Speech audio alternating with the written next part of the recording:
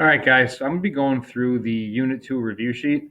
This is a good opportunity for you to go back and get anything that you missed from Mr. Nuds' Wednesday sessions when he went over this stuff. So let's take a look at question number one. Number one says the president's cabinet, political parties, and congressional committees are all part of the unwritten Constitution. What is the unwritten Constitution? So the unwritten Constitution are features of how our government is run and how our system works that are not actually written in the Constitution, but just have become things that we have done because of tradition and precedent and because they've become part of our system over time. Number two, why did George Washington create the first cabinet, and what are some other precedents that George Washington initiated? So Washington formed the president's cabinet because he knew the job of the president was really too much for one person to handle, and he wanted to have a group of advisors or a group of experts to help him out.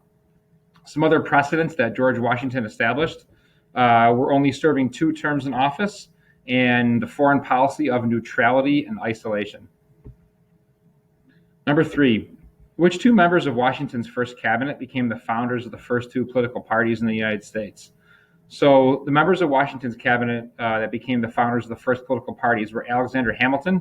He was the Secretary of the Treasury, and he was the founder of the Federalist Party. And Thomas Jefferson, who was Secretary of State, he became the founder of the Democratic Republican Party. Question 4 asks us to compare the different beliefs of the Federalists under Hamilton and the Democratic Republicans under Jefferson.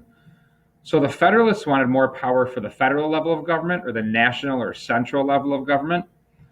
The Federalists favored the British in their foreign policy. The Federalists wanted an economy that's focused on manufacturing and banking, and they wanted a government that was run by the wealthy and the urban elite. The Democratic Republicans under Jefferson, they wanted more powers for the states. They were more pro-French in their foreign policy.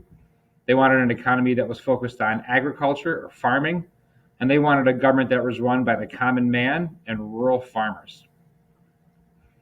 Question 5 asks us about the pieces of Hamilton's financial plan that he developed when he was Washington's Secretary of the Treasury.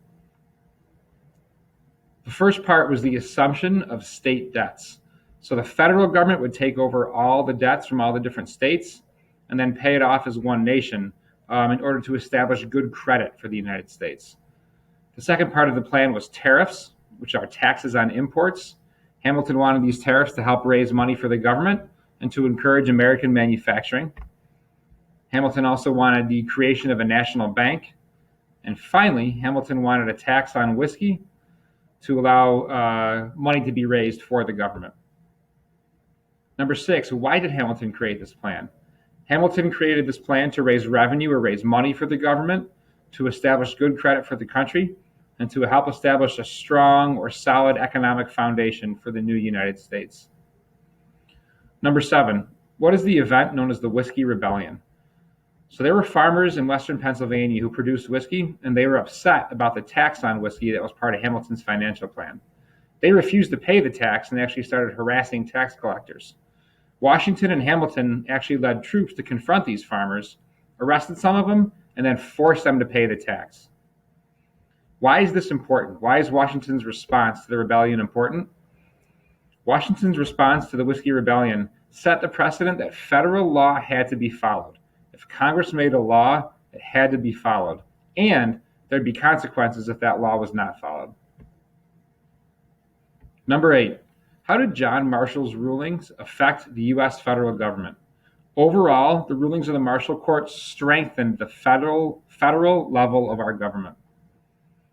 Number 9, how did the Marbury v. Madison ruling affect the power of the judicial branch?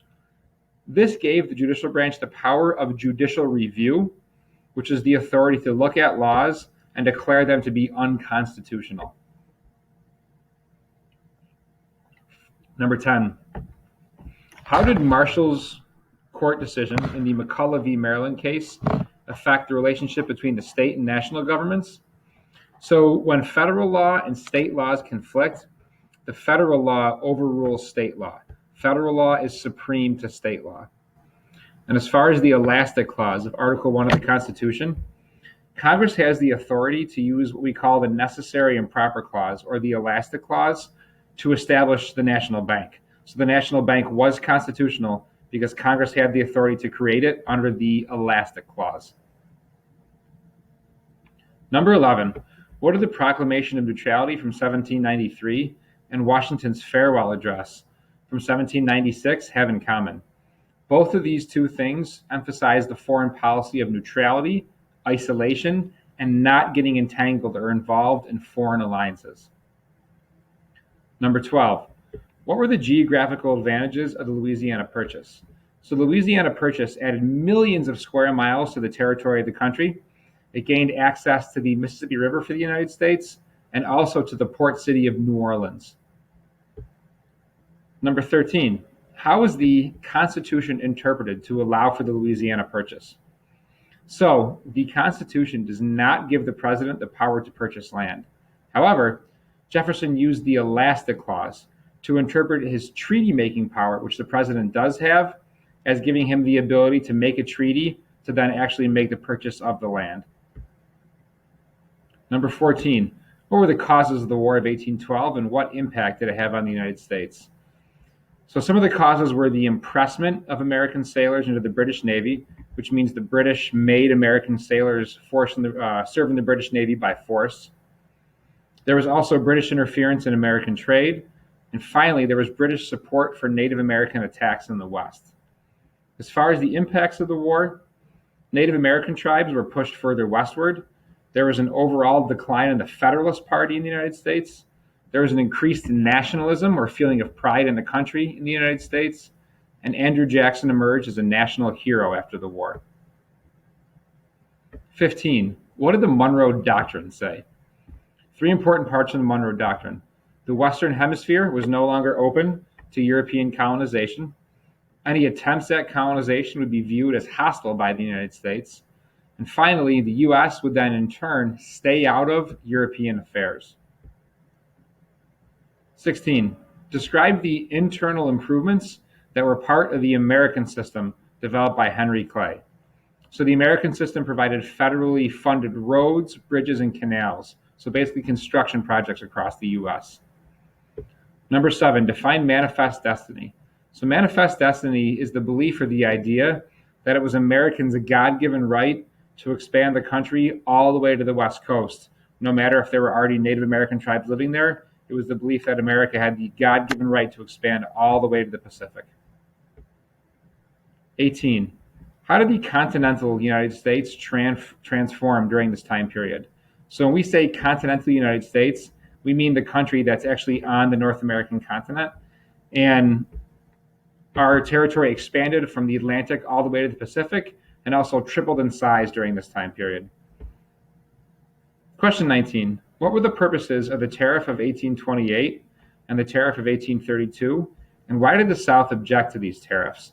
So these tariffs, which remember are taxes on imported goods, were designed to raise the price of imported goods and then protect American manufacturing. The South objected to these tariffs because they would raise the price of manufactured goods that the South needed to buy, and it would also reduce their cotton exports to Great Britain. Question 20. What did the state of South Carolina do in response to these tariffs? South Carolina said it could nullify or basically ignore or not follow or not pay the tariffs because they didn't like them and they refused to follow the federal law. 21. What did Andrew Jackson threaten to do to South Carolina if it did not withdraw its nullification of the tariff? So Jackson actually threatened to make South Carolina collect the tariffs by force if necessary. The big idea here is this supported the notion that federal law had to be followed and that states can't just ignore federal law because remember, federal law is supreme. Question 22. What was Andrew Jackson's policy on Native Americans? So his policy basically was to remove them from their land, to open it up for white settlers, and then force them out to Indian territory, which becomes the state of Oklahoma later on. And a big example of this removal policy was the Trail of Tears, when thousands of Native Americans were forced to basically walk from Florida, another territory in the Southwest, out to Oklahoma, and many of them died along the way. 23, describe Jackson's spoil system.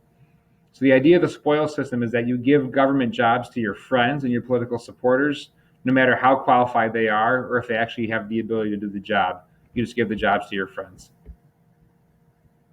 24, what was decided at the Seneca Falls Convention in 1848 when the Declaration of Sentiments was signed? So the idea from the Seneca Falls Convention was that women stated they should be equal to men in all areas under the law, and most importantly, they should have the right to vote, also known as suffrage.